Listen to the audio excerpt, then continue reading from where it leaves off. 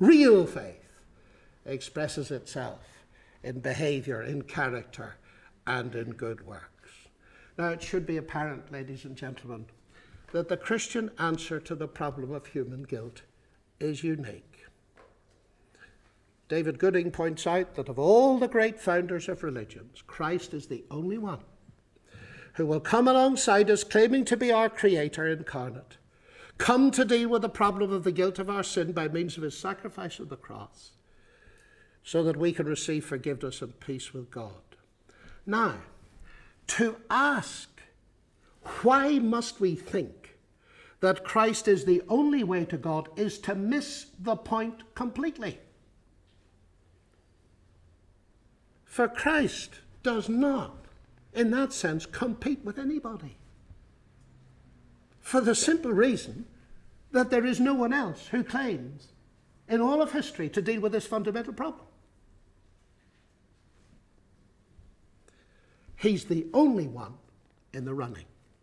So how can it be narrow-minded or arrogant to accept from Christ what no one else offers? It should also be clear that the most important issue running like a drumbeat throughout all is the matter of truth. Now, truth, like so many fundamental things, is difficult to define. Yet, all of us know in our hearts that truth is no merely purely academic matter. For truth, however you define it philosophically, has an indisputable authority that demands our submission and loyalty.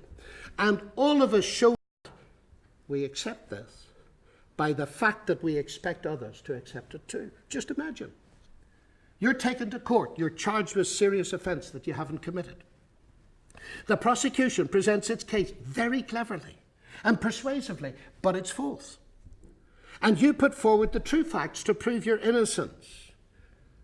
But now the judge, in giving his verdict, says something like this: there is no such thing as objective truth, and therefore I am not interested in trying to decide what the truth of this case is. Each side is entitled to its own story, its own truth. But it would be wrong, wouldn't it, for either side to say that the other side was wrong. All truth is culturally determined anyway. So I am going to decide this case not on the ground of truth, but on the ground that the prosecution's case appeals much more to my sensibilities and cultural background than the defence case. How would you react? I think you, like me, would be utterly outraged, as would all right-minded people.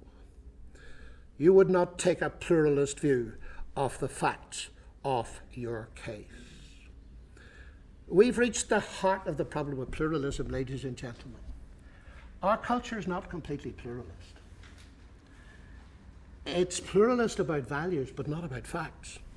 You don't keep an open mind on whether Paris is the capital of France, or 2 and 2 equals 4, or whether you're innocent or guilty when charged with a serious criminal offence.